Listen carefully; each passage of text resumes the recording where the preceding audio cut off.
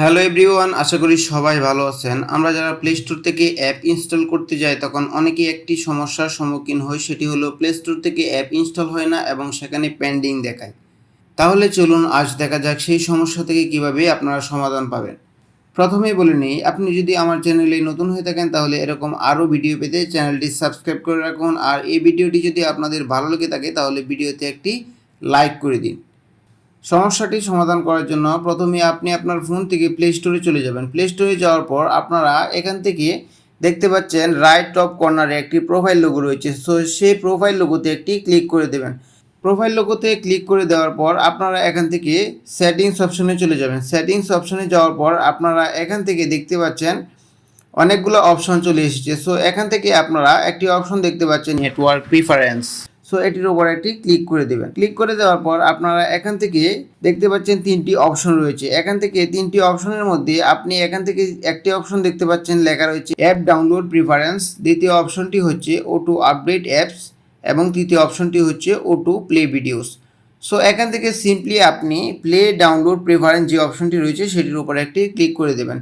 তো এটিতে ক্লিক করে দেওয়ার পর আপনারা এখানে দেখতে পাচ্ছেন তিনটি অপশন চলে এসেছে। প্রথম অপশনটি হচ্ছে ওভার এনি নেটওয়ার্ক, দ্বিতীয় অপশনটি হচ্ছে ওভার ওয়াইফাই অনলি এবং তৃতীয় অপশনটি হচ্ছে আস্ক মি এভরি টাইম।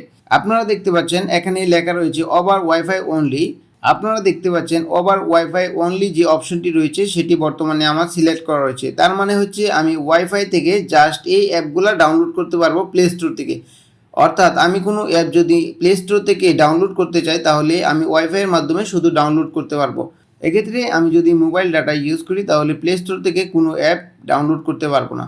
এখান থেকে আপনারা ওভার এনি নেটওয়ার্ক অপশনটি সিলেক্ট করে দেবেন। সিলেক্ট করে দেওয়ার পর এখান থেকে ওকে বাটনটি প্রেস করে দেবেন। প্রেস করে দেওয়ার পর আপনারা খুব সহজে প্লে স্টোরে যাবেন। প্লে স্টোরে গিয়ে আপনারা যে কোনো অ্যাপ এখান থেকে ইনস্টল করতে পারবেন অনায়াসে। আপনারা দেখতে পাচ্ছেন এখান থেকে অ্যাপটি অনায়াসে ইনস্টল হচ্ছে। আমার এই অ্যাপটি ইনস্টল দেওয়া দরকার নেই, সো এখান থেকে ক্যান্সেল করে দিচ্ছি। আপনাদের দেখানোর জন্য শুধু এটি দেখালাম। এখন দ্বিতীয় অপশনটি আপনাদের দেখায়। আপনারা এখান থেকে ফোনের সেটিং অপশনে চলে যাবেন। সেটিং অপশনে যাওয়ার পর এখান থেকে স্ক্রল ডাউন করে নিচের দিকে আপনারা যদি যান তাহলে দেখতে পারবেন অ্যাপস নামক একটি অপশন রয়েছে। সো এটির উপর একটি ক্লিক করে দেবেন। ক্লিক করে দেওয়ার পর এখান থেকে দ্বিতীয় নম্বর যে অপশনটি রয়েছে ম্যানেজ অ্যাপ, এটির উপর একটি ক্লিক করে দেবেন। ক্লিক করে দেওয়ার পর এখান থেকে আপনি দেখতে পারবেন আপনার ফোনে যত অ্যাপ ইনস্টল করা রয়েছে এখানে তা শো করছে। এখান থেকে আপনি যদি কোনো অ্যাপ আনইনস্টল করতে চান তাহলে এখান থেকে জাস্ট অ্যাপটির উপর একটি ক্লিক করে দেবেন। ক্লিক করে দেওয়ার পর এখান থেকে আনইনস্টল যে অপশনটি দেখতে পাচ্ছেন সেটির উপর একটি ক্লিক করে দেবেন। ক্লিক করে দেওয়ার পর এখান থেকে আপনারা দেখতে পাচ্ছেন লেখা রয়েছে আনইনস্টল নাও। সো এখান থেকে জাস্ট ওকে বাটন ক্লিক করে দেবেন। ক্লিক করে দেওয়ার পর দেখতে পারবেন অ্যাপটি আনইনস্টল হয়ে গিয়েছে। এছাড়া আরেকটি প্রসেস আপনারা এখান থেকে ফলো করতে পারবেন। অর্থাৎ আপনি যদি চান যে আমার একটি অ্যাপের অনেক ডাটা ক্যাশ হয়ে গেছে, সো সেটি ক্লিয়ার করার প্রয়োজন, সেক্ষেত্রেও আপনি এটি করতে পারবেন। তো তার জন্য জাস্ট অ্যাপটির উপর একটি ক্লিক করে দিতে হবে। তো তার জন্য আপনি জাস্ট একটি অ্যাপের উপর সিম্পলি একটি ক্লিক করে দেবেন। ক্লিক করে দেওয়ার পর এখান থেকে আপনি লক্ষ্য করলে দেখতে পারবেন স্টোরেজ অপশনটিতে 148 MB স্টোর করা রয়েছে। সো আপনি এখান থেকে যদি এটি ক্লিয়ার করতে চান, অর্থাৎ আপনার অ্যাপের ক্যাশ অনেক জমা হয়, সো ক্যাশগুলো আপনি ইজিলি ক্লিয়ার করে দিতে পারবেন। তো তার জন্য জাস্ট সিম্পলি ক্লিয়ার ডাটার অপশনে ক্লিক করে দেবেন এবং এখান থেকে ক্লিয়ার ক্যাশ অপশনটিতে ক্লিক করে দেবেন।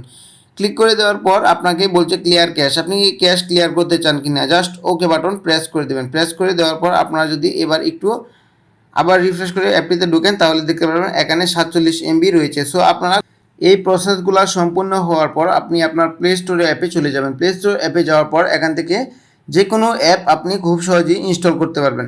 সো আপনাদেরকে আমি দেখাই, এই অ্যাপটি যদি আমি ইনস্টল করতে চাই তাহলে জাস্ট ইনস্টল বাটনে ক্লিক করে দেবেন এবং আগে যে সমস্যাটা ছিল পেন্ডিং লেখা দেখাচ্ছিল, সো সেটি আর শো করবে না এবং অ্যাপটি খুব সহজেই ইনস্টল হবে। আশা করি এই ভিডিওটি আপনাদের অনেক অনেক উপকারী এসেছে। ভিডিওটি যদি আপনাদের উপকারী এসে থাকে তাহলে ভিডিওতে একটি লাইক দিতে ভুলবেন না।